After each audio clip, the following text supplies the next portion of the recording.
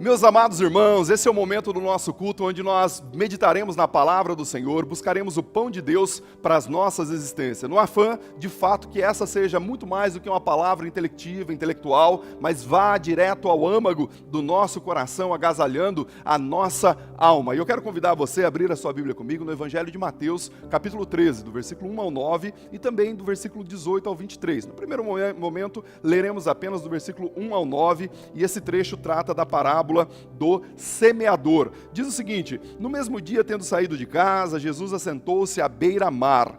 Grandes multidões reuniram-se junto a ele, de modo que ele entrou num barco e sentou-se, e todo o povo estava lá em pé na praia. E falou-lhes de muitas coisas por meio de parábolas, dizendo: o semeador saiu a semear. Enquanto semeava, uma parte das suas sementes caiu à beira do caminho, e as aves vieram e as comeram. Outra parte caiu no solo pedregoso, onde não havia terra, e logo brotou, pois a terra não era profunda, mas saiu o sol e a queimou, e como não tinha raiz, secou. Outra parte caiu entre os espinheiros, os quais sufocaram o crescimento.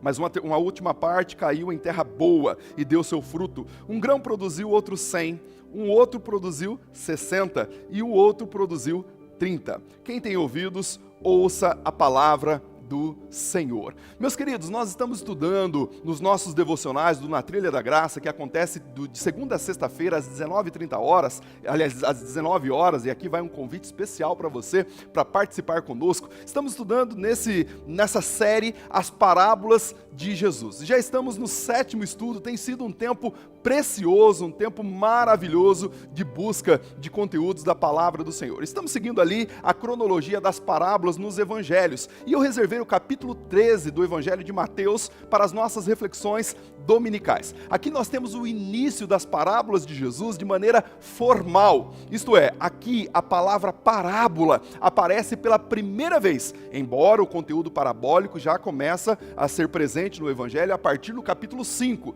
mas ela aparece oficialmente a primeira vez no capítulo 13 do Evangelho de Mateus. E hoje vamos estudar a parábola do semeador. Porém, antes de salutar, fazermos um rápido reconhecimento deste capítulo, pois no capítulo 13 de Mateus nós temos pelo menos 8 parábolas com riquezas profundas, com conteúdo maravilhoso, que vão evoluindo para um fechamento cheio de significados. Além do que temos nestas parábolas, a própria visão do rei sobre o seu reino. E aqui não se trata de uma visão escatológica, e sim de uma visão do reino que ele, o Messias, estava instaurando na sua primeira vinda à terra, quando ele estava entre nós. Outro detalhe importante que é digno de nota é saber que todas as 8 parábolas contidas aqui no capítulo 13 foram proferidas na mesma ocasião.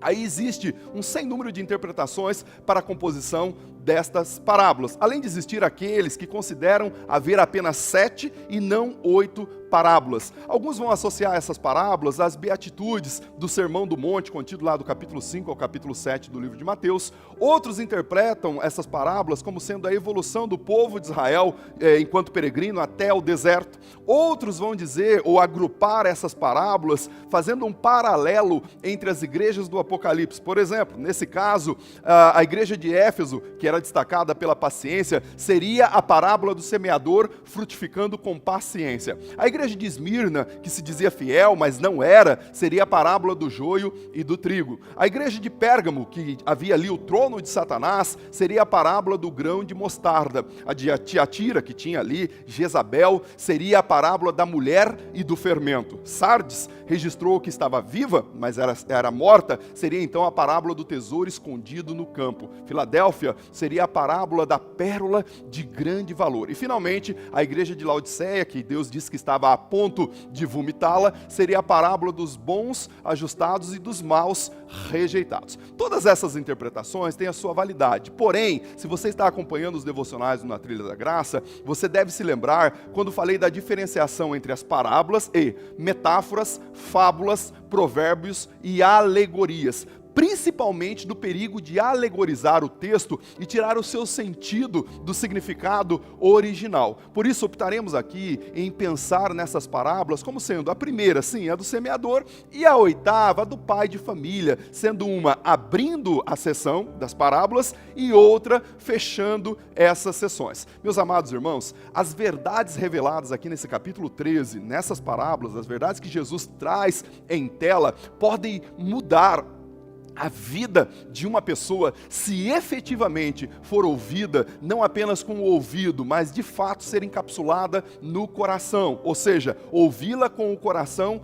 aberto, ouvir cada uma dessas parábolas com o coração aberto diante do Senhor. Então, hoje estudaremos a nossa primeira parábola desse conjunto de 8 parábolas, que é a parábola do semeador. E a primeira coisa que nós temos que analisar, com base no texto que acabamos de ler, é o trabalho e também a identidade deste semeador. Alguns estudiosos vão se incomodar principalmente com o título dessa parábola. Segundo esses, o adequado seria a parábola dos solos. E há sentido nesta afirmação, pois realmente a ênfase maior recai sobre os solos que recebem essa semente. Porém, esses estudiosos terão que discutir sobre essa questão com o próprio Jesus, pois foi ele mesmo quem nomeou a parábola. Veja lá no versículo 18 que vai dizer: escutai vós a parábola do semeador. Por isso, certamente esse semeador não está incluso aqui nesta parábola de maneira acidental ou aleatória, pois sem a presença dele não haveria o plantio e nem tampouco os frutos a posteriori. Mas o fato é que Jesus introduz na parábola um semeador, seria um agricultor, um semeador, e que vai semeando as sementes no campo. O mesmo princípio desses comentaristas que acreditam que deveria ser a parábola dos solos, do solo e não do semeador, aplica-se, e eles se incomodam não só com a questão do título, mas também eles tensionam que o semeador não era ou não deveria ser o próprio Jesus. Mas no versículo 37, quando Jesus está falando da parábola parentética ali, que é a do joio e do trigo, versículo 37, o Senhor Jesus vai se autodeclarar como aquele que semeia a boa semente. Versículo 37 diz: o que semeia a boa semente é o Filho do homem, isto é, referindo-se a Jesus, o Filho de Deus. Portanto, o semeador é uma clara referência a Jesus e, por extensão, a todos que pregam o Evangelho, isto é, a nós, a sua igreja. E como nós, como sua igreja, podemos semear? Nós semeamos a boa semente quando falamos, agimos e vivemos de maneira verdadeira, exalando, expressando o amor de Deus através do nosso testemunho por onde quer que passemos. Mas agora, vale a pena dar uma olhadinha nas expectativas do coração desse agricultor. Já sabemos a sua identidade, já sabemos que de fato ele tem algo importante a fazer, mas quais eram as expectativas do coração desse semeador? Bom, é natural que alguém que saia para semear, no caso aqui o agricultor, nutra em seu coração expectativas de boa colheita, pois ninguém faz um plantio esperando nada colher. Amados, isso não é diferente das expectativas do semeador do Evangelho, pois esperamos que a mensagem, ao ser lançada, encontre bom solo, isto é, o coração aberto para que possa germinar e frutificar essa semente que acabamos de semear. Por isso, oramos tanto pedindo para que o Senhor abra o coração das pessoas a quem vamos falar do Evangelho, para que haja uma boa acolhida dessa preciosa semente, que ela não se perca no meio do caminho. Então, de fato, a semente era uma semente preciosa. Mas veja só, aliás, a expectativa do agricultor era uma expectativa preciosa. Mas perceba comigo o que o agricultor precisa fazer antes, a priori, antes de começar a sua semeadura, porque ele precisa de alguns investimentos. Ninguém sai para semear sem antes ter custos, sem antes investir, sem antes ter trabalho, sem antes ter suor, sem antes ter dor, ou mesmo até sofrimento,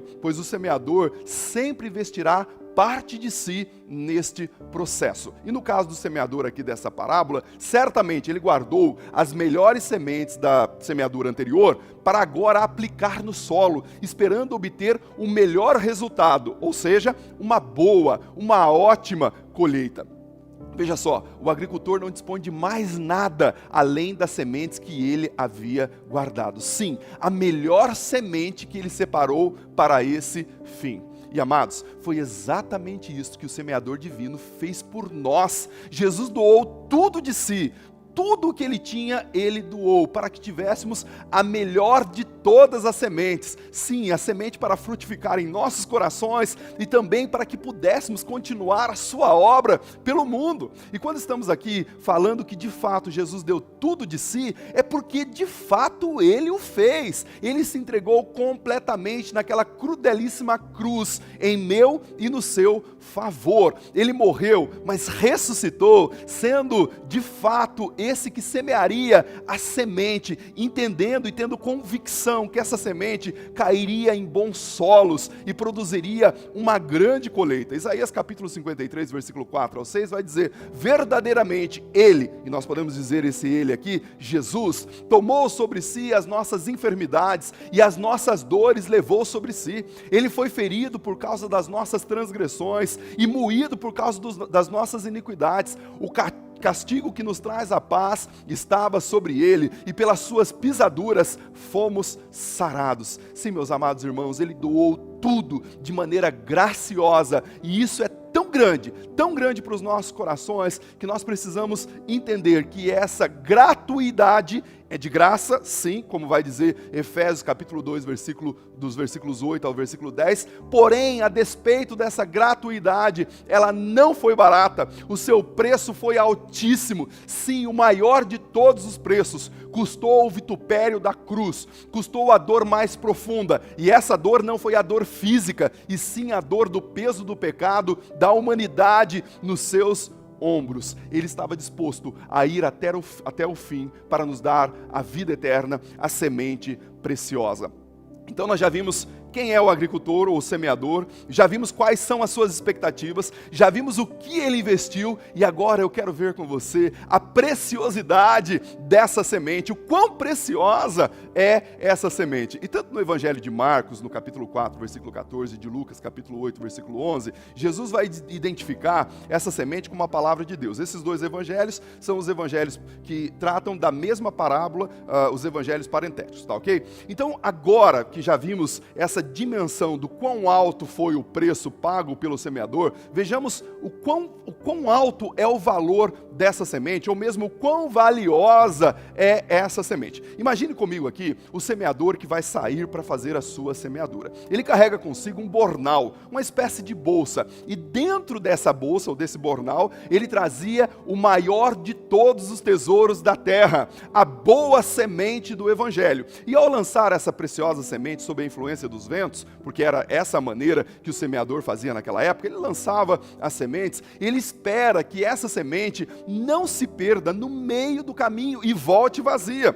E de fato, foi isso que Cristo fez quando ele estava aqui na face da terra. Ele lançou a mais preciosa semente, sim, o maior de todos os tesouros, na certeza que ela jamais voltaria vazia. Aliás, o próprio Deus assegurou isso em Isaías capítulo 55, versículo 11, quando diz: assim será a minha palavra, a palavra que sair da minha boca, ela não voltará para mim vazia, antes fará o que me apraz e prosperará naquilo pelo qual a enviei. Mas vejamos, meus irmãos, quais eram as características desta semente, quais eram as dimensões dessa semente. Ela trazia consigo, em primeiro lugar, a vida. Percebam que se essa semente não fosse semeada ou depositada naquele solo, esse seria vazio, sem vida e estéril. Por isso essa semente tem o poder de, quando inoculada no solo, trazer vida para aquele lugar que outrora jazia morto, onde havia só mortandade. Agora essa semente traz vida,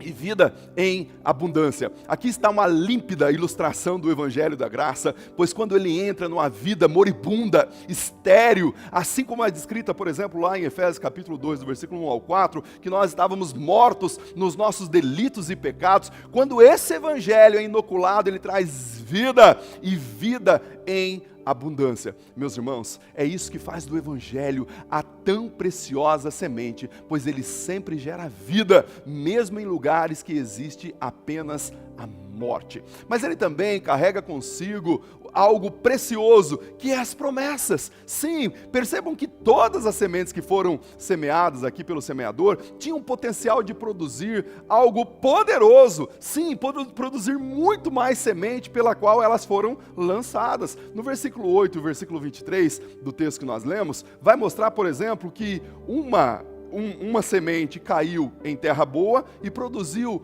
um para 100, o seu fruto, outro 1 para 60 e outro 1 para 30.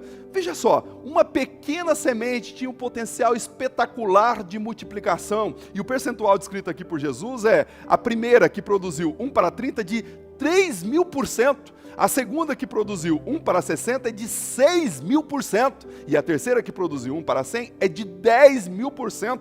Irmãos, esse é o princípio poderoso da lei da semeadura. Você sempre colherá muito mais do que plantou. Veja só, plantando apenas 3 sementes de milho, você pode colher até 3 espigas, contendo cada uma delas pelo menos 800 grãos. Então, plantando 3 sementes, você pode ter pelo menos 2.400 grãos de apenas 3 sementes. Percebam que cada semente trazia consigo um potencial maravilhoso de multiplicar e reproduzir muitas vezes. Então essa semente que foi lançada, que caiu no seu coração, agora você é um potencializador, um multiplicador. Sim, você pode multiplicar essa preciosa semente por onde você passar. Assim também é com o Evangelho. A semente, quando cai no coração que a acolhe, ele logo germina e produz vida e vida em abundância. E Deus, irmão, nosso Deus é pródigo. Sim, Ele tem uma prodigalidade em multiplicar essa semente em nossos corações e através de nós. Guarde isso, em nossos corações e através de nós. Mas agora, vejamos no terceiro e finalmente ponto, os terrenos pelo qual essa semente caiu, ou os terrenos onde ela caiu. E o primeiro terreno, vai estar aqui no versículo 4 que nós lemos e no versículo 19, é o terreno, é o solo à beira do caminho. Guarde isso, o solo à beira do caminho. O semeador já se identificou para nós, ele já mostrou a expectativa do seu coração, ele já mostrou o trabalho a priori, tudo que ele teve que investir, ele já mostrou que essa semente é preciosa, então a semente é valiosíssima, e agora essa semente vai cair em alguns solos. E esse primeiro solo que está aqui no versículo 4, é o solo que Jesus faz referência, onde as pessoas e os animais passavam todos os dias, à beira do caminho. À medida que as pessoas iam passando naquele solo, aquele solo ia ficando duro, firme e quase impenetrável. Então a sua audiência, enquanto ele falava, sabia exatamente que tipo de solo é esse.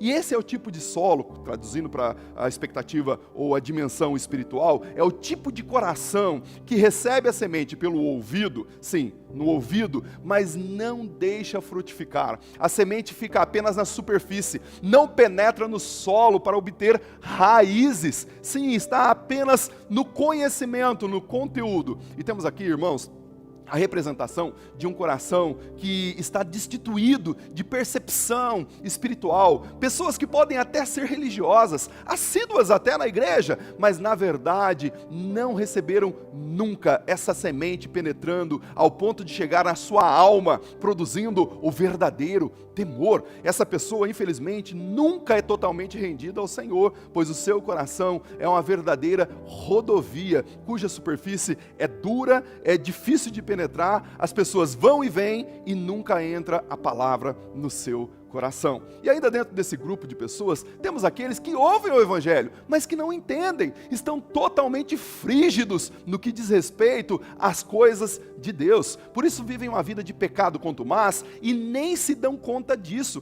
Eles ouvem o Evangelho e reputam como tolice, é o que o apóstolo Paulo vai dizer em 1 Coríntios capítulo 1, versículo 18, porque a palavra da cruz é loucura para os que perecem. Quando isso acontece, meus irmãos, Satanás se encarrega de arrebatar a semente do Evangelho e potencializa a dureza deste coração. Essa pessoa tem um coração que não está preparado para a obra da graça que leva ou que conduz até a salvação. O segundo solo está descrito do versículo 5 ao versículo 6 e depois do versículo 20 ao versículo 21, que é o solo pedregoso. Sim, nessa região que Jesus está contando a parábola, ele está num barco.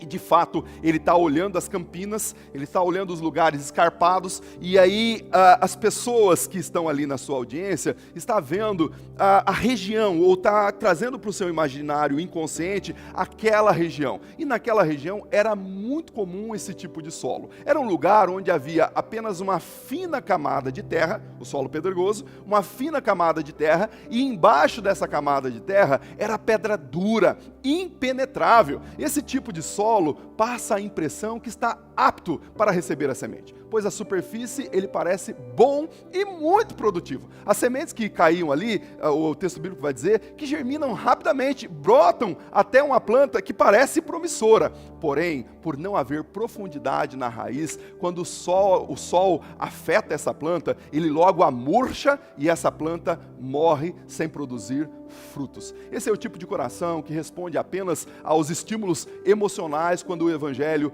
é apresentado. É aquele tipo de pessoa que, ao ouvir uma mensagem emocionante, sempre levanta as mãos a fim de aceitar o apelo de vir a Cristo, mas nunca efetivamente muda de vida. É apenas um assentimento emocional unido a uma questão teológica, mas não há firmeza no coração. Essa pessoa ainda não tem noção da profundidade do que essa semente precisa alcançar no seu coração, gerando um verdadeiro arrependimento, um novo nascimento e um distanciamento, melhor dizendo, da sua vida pregressa. Lembro-me de quando eu ainda era jovem, éramos jovens ainda, residíamos na cidade de Londrina, eu liderava um grupo de jovens e na ocasião teve na cidade um grande evento, a fim de evangelizar a cidade. Na época a cidade tinha mais ou menos uns 500 mil habitantes. E após o término desse evento, o resultado da evangelização foi que mais ou menos 50 mil pessoas se converteram.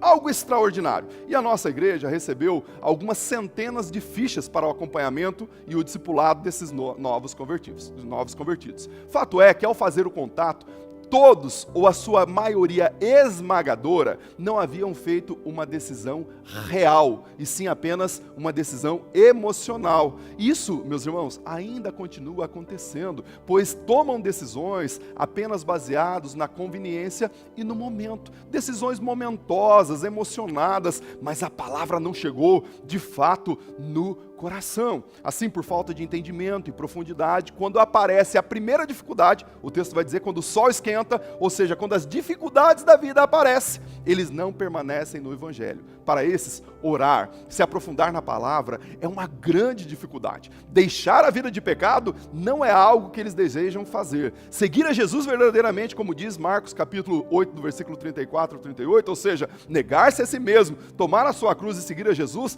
não faz parte da agenda deste grupo. Infelizmente, assim como no caso da semente que caiu nesse solo, até gerou algum fruto, mas logo morreu. Esse tipo de pessoas pode até ficar algum tempo com Cristo, mas depois acabam voltando ao mundo. No final, eles estarão mais distantes de Deus do que estavam no início. E aqui vai uma pergunta para mim e para você. Será que de fato eles eram salvos? Só Deus poderá responder essa pergunta. Mas uma coisa nós podemos ter certeza: uma pessoa salva carrega consigo frutos de vida eterna e de salvação. Quando de fato essa santa semente entra num solo fértil, ela produz vida e salvação que durará para sempre. Quando o Senhor salva alguém, Ele muda a sua vida. E novamente, isso é feito de uma vez para sempre. Com isso, nós estamos dizendo que alguém ao receber a Cristo, no caso, você ao receber a Cristo, vai se tornar alguém perfeito, um santão ou um santarrão. Pois enquanto estivermos aqui na face da terra, o pecado ainda será uma realidade em nossas vidas. Porém, não será tratado no coração daquele que de fato recebeu a Cristo como algo rotineiro, e sim como um acidente de percurso. O salvo logo voltará ao centro da vontade de Deus. 1 João capítulo 3, versículo 9, vai dizer que todo aquele que é nascido de Deus não vive na prática do pecado, porque nele permanece a semente divina. Esse não pode viver pecando, porque é nascido de Deus. Então, a despeito da realidade do pecado em nossas vidas, nós não temos prazer no pecado e sim na vontade de Deus. Mas ainda temos um terceiro solo, e esse é o solo espinhoso. Está no versículo 7 do capítulo 13 de Mateus e no versículo 22. Esse também é um solo que aparenta estar pronto para receber a semente. Porém, o detalhe é que abaixo da superfície estão raízes e sementes vivas de espinhos e ervas daninhas. E esse solo tem uma aparência de produtividade. Por isso, quando a semente chega ali, todos acreditam que haverá uma bela colheita, uma linda colheita. Contudo, aquele solo ainda continuava cultivando espinhos, ervas daninhas, e logo sufoca a planta ainda tenra, ainda novinha. Essa planta murcha e logo ela morre. Esse é o tipo de coração daqueles que vivem de maneira compartimentalizada, achando que é possível viver o Evangelho e ainda conectados com a sua vida pregressa de pecado. Não querem permitir que a palavra de Deus faça uma verdadeira morada em sua vida, faça uma asepsia, uma limpeza no seu coração. Eles querem ter mais do que um Senhor. E Jesus já havia dito isso lá em Mateus capítulo 6, versículo 24. É impossível nutrir ou ter dois senhores, porque ou você vai prestigiar um e negligenciar o outro. Aliás, isso vai acontecer. Você vai dar mais vazão a um do que a outro. Meus queridos, sem verdadeiramente deixar a vida de pecado para trás, é impossível que a semente do Evangelho produza vida neste coração. Alguns se deixam seduzir também pelas riquezas, pelos prazeres do mundo e acabam sendo sufocados. Temos que tomar cuidado e muito cuidado nessa direção, pois às vezes isso vai seduzindo os nossos corações de maneira tão sorrateira, de maneira tão leve, que nós vamos ficando assoberbados com as coisas dessa terra, com a boa semente, aliás, as coisas dessa terra, e perdemos o viés da boa e bela semente que vai sendo sufocada no nosso coração. A vida espiritual, então, nesse caso, vai se arrefecendo. As pessoas vão buscando coisas do cotidiano, e às vezes coisas legítimas, e aqui está o problema, porque nós trocamos a boa semente, ou caminhar com aquele que é o nosso Senhor, por coisas boas. Por exemplo, uma ótima formação. É tão bom, não é? Ter um filho se formando, é tão bom você se formar, ter um bom trabalho, passar num concurso público ou coisa dessa natureza, um conforto na sua família, tudo isso é bom, é algo lindo. O problema é quando isso se torna, de fato, uma busca frenética na sua vida, sufocando a boa semente. Alguns querem satisfazer, por exemplo, impulsos dessa vida, e com isso buscam de maneira alucinada, não só esses benfazejos, mas os prazeres para a sua existência, sejam prazeres simples ou aqueles mais sofisticados. Irmãos, Deus não é e nunca foi contra o prazer humano, mas o problema ocorre quando isso se torna um ídolo, substituindo o lugar de Deus. Assim a semente vai sendo sufocada, pois se investe muito mais tempo naquilo que é secundário, negligenciando o primário, que é uma vida de intimidade com Deus. Saiba que essa semente do Evangelho não produzirá fruto num coração ainda entupido com essas coisas, com as coisas do mundo. Essa erva daninha vai matar essa boa semente. Jesus disse que foram os cuidados com essas coisas, com as coisas do mundo, a busca por riqueza terrena e tudo isso que nós acabamos de referenciar que causaram o desastre nesse tipo de solo ou nesse tipo de coração.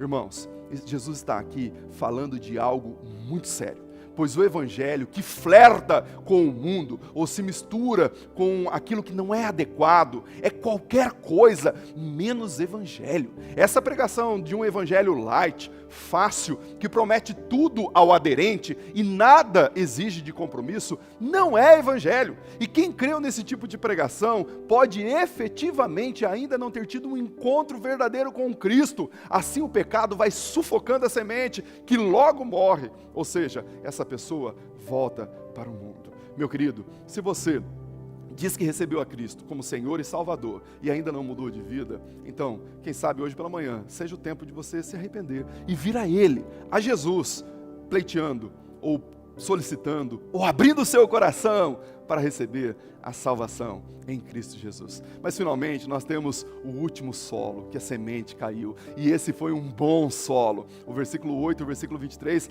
vai falar desse solo, pois ao cair no bom solo, a semente germinou e a planta começou a crescer. A semente se transformou numa linda planta e após atingir a maturidade, começou a produzir frutos que traziam honra e lucro ao seu agricultor. Aqui está a límpida imagem imagem de um coração que foi capturado pela graça de Deus. Assim, quando a boa semente do Evangelho cai, chega nesse coração, ela germina, cresce e dá frutos para a glória de Deus. Veja a diferença desse solo para os demais solos. Aqui a semente está produzindo frutos de verdade e verdade duradoura. Percebam que em todos os solos foi lançado a mesma semente, sementes com a mesma qualidade. Portanto, o problema não era com a semente, e sim com o solo. No solo duro, a semente nunca penetrou e Satanás a capturou. Nos solos pedregosos e espinhosos, a semente chegou a penetrar, mas não teve forças para produzir o seu fruto.